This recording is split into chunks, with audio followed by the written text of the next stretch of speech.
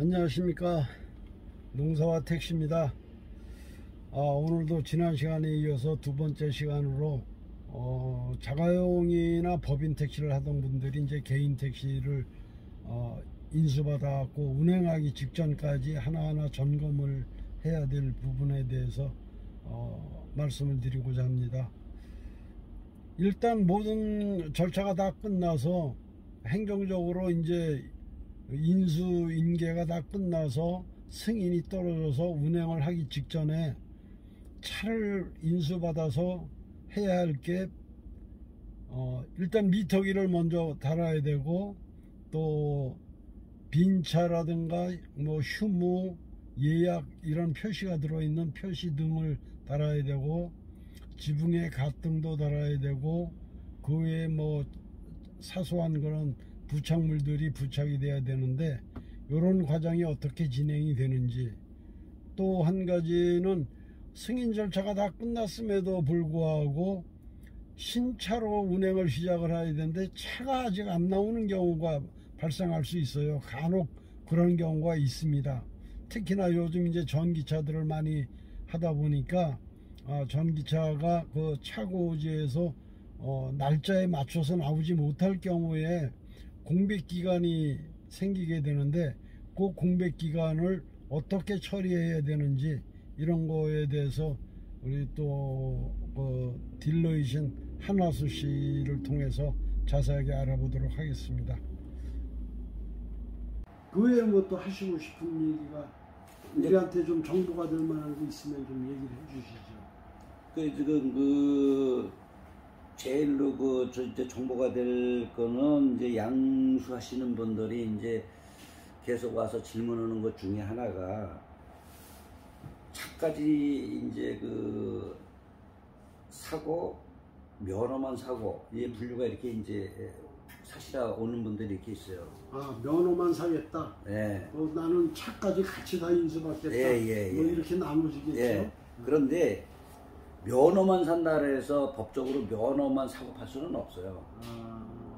기존에 그분이 사는 차량 넘버가 1, 2, 3, 4면은 1, 2, 3, 4 껍데기 그 차체까지 양수인 앞으로 다 한번 넘어와야 돼요. 양수인 앞으로. 그게 법적으로 그렇게 돼 예, 있는 법으로 그렇게 돼 있습니다.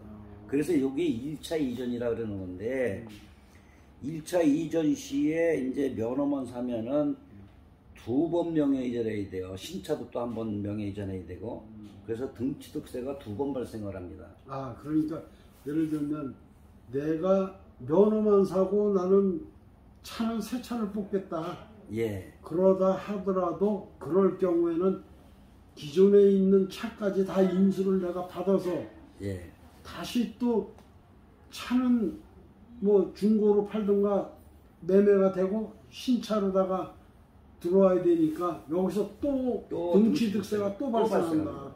그래서 요때 이제 양수하시는 분들이, 야, 나는 면허만 샀는데 왜 이거를 내가 물으냐 이러고 이제 질문하시는 양수인들이 많이 있어요. 근데 그거는 아까도 말씀드렸지만 우리나라 법이 면허는 왔다 갔다 할 수 없기 때문에 차까지 왔다가 차는 다시 전 차주 양도인 앞으로 뭐 가든 뭐 자가용으로 상사를 빠지든 이거는 다시 이분이 또 팔게 되는, 그래서 인감을 또 떼줘야 돼. 매도인 인감을.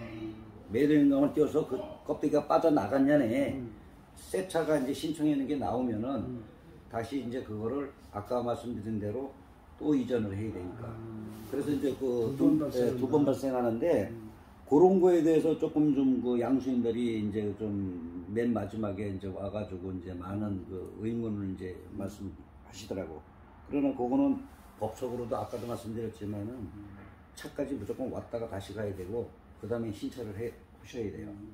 근데 요런 과정이 있어가지고 이제 뭐가 있냐면은, 차 껍데기까지 그냥 다 인수하시는 분들은 그냥 간단하게 그 후에 이제 매다기도 또 명예 이전을 해야 되는데, 요거 매다기 쪽 가서 차체 붙은 거는 그대로 다 시설이 돼 있기 때문에, 시스템이 돼 있기 때문에 매다기만 자기 앞으로 명예 이전 하면은 간단해요.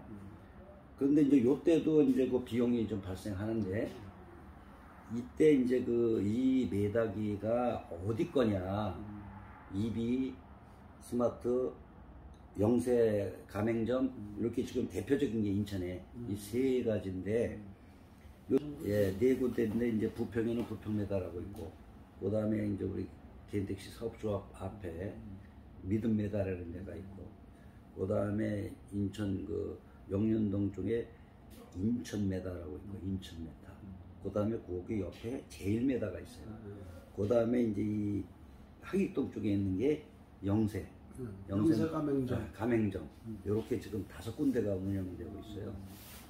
이렇게 되고 있는데 그 차에 달려있는 메다기가 어디 거냐에 따라서 자기가 집이 계양구가 됐든 어디가 됐든 그 가맹점으로만 가야지만이 돼요. 명예이전이. 근데 이제 어떤 분들은 거기까지 못 가겠다 그러는데 그건 못 가구가 아니라 무조건 그 메다기가 지금 소속돼 있는 그 메다기 집으로 가야 돼요.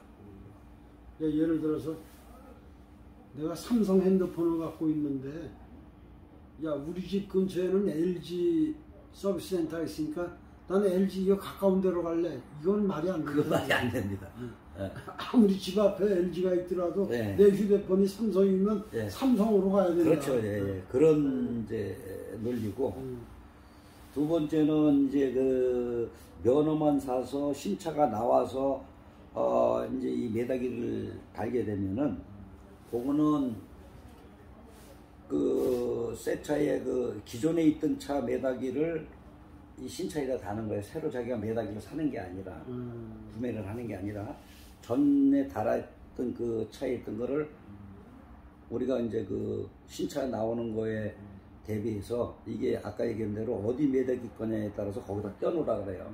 거기다 이거 탈착을 해 놓으면은 신차가 나왔을 때 거기 가서 달면 되는데 요때는 차째 인수했을 때 명예이전비는 얼마 안 드는데 새 차를 달 때 이때는 메타기 이전비가 좀 많이 들어요. 그건 왜 그러냐면 어차피 배선 이런 걸 다 다시 깔아야 되기 때문에 그래서 그건 좀 메다기집마다 그 비용이 조금씩 차이는 있을 수 있어요. 인건비라든가 뭐 이런 게 더 들어가니까. 예.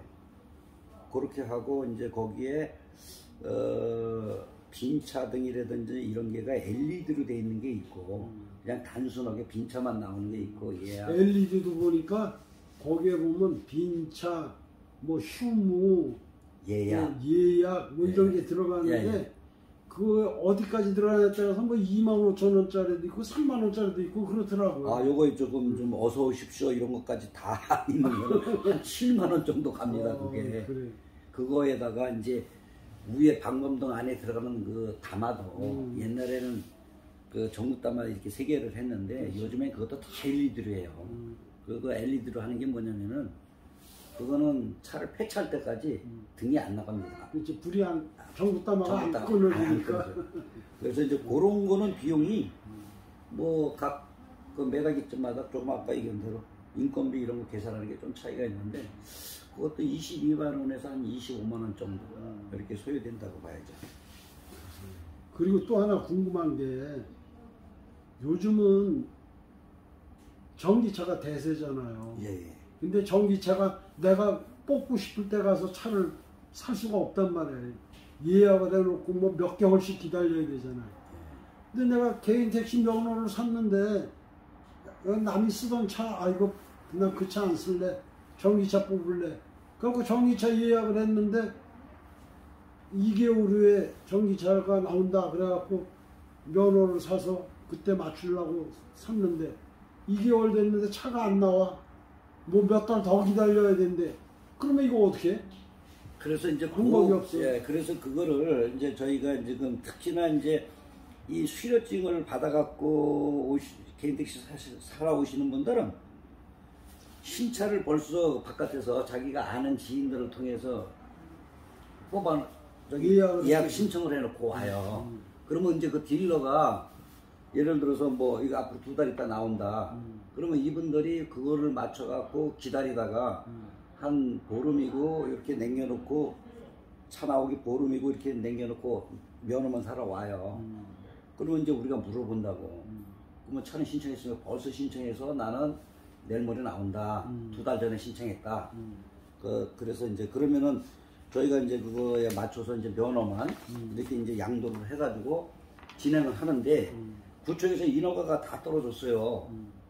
그걸 떨어졌는데 차가 안 나오는 거야. 그 딜러가 분명히 2달 있다 나온다 그랬는데 그 이런 경우를 실질적으로 제가 이제 그 우리 손님 중에 이제 그런 분이 계셨어요.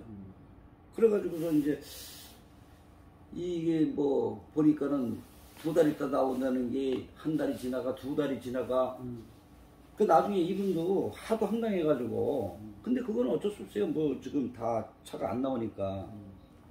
그래서 이런 경우에는 면허만 만약에 하더라도 이 1차 이전을 이제 먼저 할 때 면허만 샀기 때문에 1차 이전을 할 때 이 껍데기는 내가 안 샀으니까 차주한테 돌려줘야 되잖아요. 그 즉시 빼버린단 말이에요. 이때 이제 그 대차 폐차 공문이라는 것을 조합으로부터 발급을 받아야 돼. 그 조합에서 발급을 해주면은 그 대차 폐차 공문 유효 기간이 3개월이에요. 3개월. 그 3개월 안에 3개월 안에 차 어떤 시기됐든 달아서 영업을 시작을 해야 되는. 그 달아가지고 그것도 운행 개시 신고를 이제 담당자한테 갖다 줘야 해라 이제 이렇게 되는 건데 그런데 예를 들어서 이게가 대차 폐차 공문 기간도 거의 다 지나갈 때쯤 되면은 불안하잖아요. 그래서 이때는 대처하는 게 뭐냐 그 영업소 딜러한테 신차 딜러한테 얘기를 해서 지원 저기 뭐 지연 확인서라는 거를 받아서 그거를 가지고 그 자기가 인허가 공문 찾아온 대중교통과 담당자한테 갖다가 제출을 해야 돼요. 제출을 하면은 이제 그거에 의해서 이제 그 담당 공무원이 그 어디 영업소면 이제 다 통화를 해서 그렇죠. 확인을 하겠죠. 확인을 해요. 그렇게 해서 이제 지나가죠. 아 그러니까 그 기간이 3개월밖에 안 되는데 3개월 안에 영업 개시를 하지 않으면 문제가 발생하니까 그냥 놔두면 문제가 발생하죠. 그 전에 차가 신차가 안 나올 것 같으면 그 신차 판매한 그 대리점이나 그 딜러를 찾아가서 왜 이게 차가 제때 나오지 않는지에 대한 지연 사유서를 써서 받아서 행정공무원에 갖다 제출을 해야 그걸 인정을 받아야 된다. 예. 그렇게 해놓으면은 마음 편하게 있어도 되고. 그런데 이제 이게가 1차 이전을 하려면은 명예 이전을 구청에서 떨어져가지고 이제 하려면은 보험 조합 가입 다 해야 되잖아요. 그렇죠. 그런 걸 다 해놓다 보니까 이분은 나는 차도 안 나왔는데 보험은 125만 원씩 갖다 내놓고 한 달, 2달, 이거 10달 그냥 앉아서 보험료가 다 까지지 않냐. 그렇지.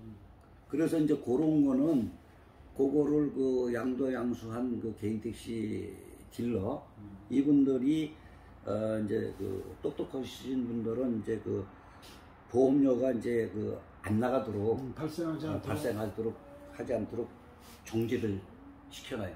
공제에 가서 공제 정지를 시켜놔야 그 말로 할 수 있는 건 아니고 그것도 서류를 해서 면허만 샀기 때문에 1차 이전을 해서 이게 껍데기는 전차주한테 이제 명의가 넘어가면은 그게 자가용으로 변한 차량 등록증이 나와요.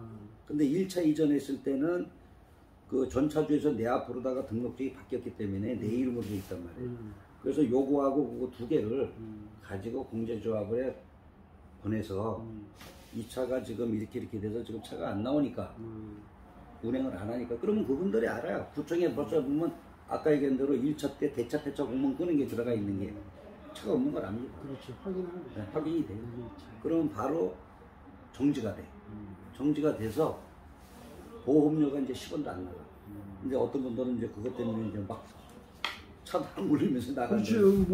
모르는 사람들은 야 이거 운행도 안 하고 지금 새 차 나오지 않아가지고 난 지금 개인 택시 시작도 못 하고 있는데 공제외 보험은 이거 나가는 거 아니냐 이런 의심을 할 수가 있어요. 의심이 아니라 그게 막 맞는 거예요. 네, 그러니까 그런 경우에는 딜러가 정리를 해서 옛날 그 본래 차는 대체를 시켜서 뭐 없어졌던가 아니면 전 뭐 자가용으로 변경해서 예, 예. 나갔다던가 네. 그 근거 서류가 있을 테고 그렇죠. 이쪽에서는 아직 차가 안 나왔다라는 게 확인이 되고 하면은 그렇죠. 이 공제는 일시적으로 예. 차가 나올 때까지 정지가 된다. 예, 그래서 보험료가 소멸이 안 되죠. 보험료가 계속 공백 상태로 있다.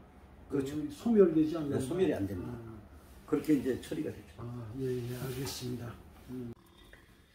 자, 이렇게 해서 오늘은 또 부착물이라든가 또 차가 제때에 제 날짜에 도착하지 않았을 때 이 신차가 도착하지 않아서 생기는 문제점들은 이렇게 처리한다라는 거를 우리 딜러 전문 딜러이신 우리 한화수 씨를 통해서 확인을 해 봤습니다. 자, 이렇게 해서 이제 그 궁금증은 웬만한 건 이제 해소를 했다 생각을 하고 다음 시간에 또 다른 문제 가지고 여러분들을 찾아뵙도록 하겠습니다. 고맙습니다. 안녕히 계십시오.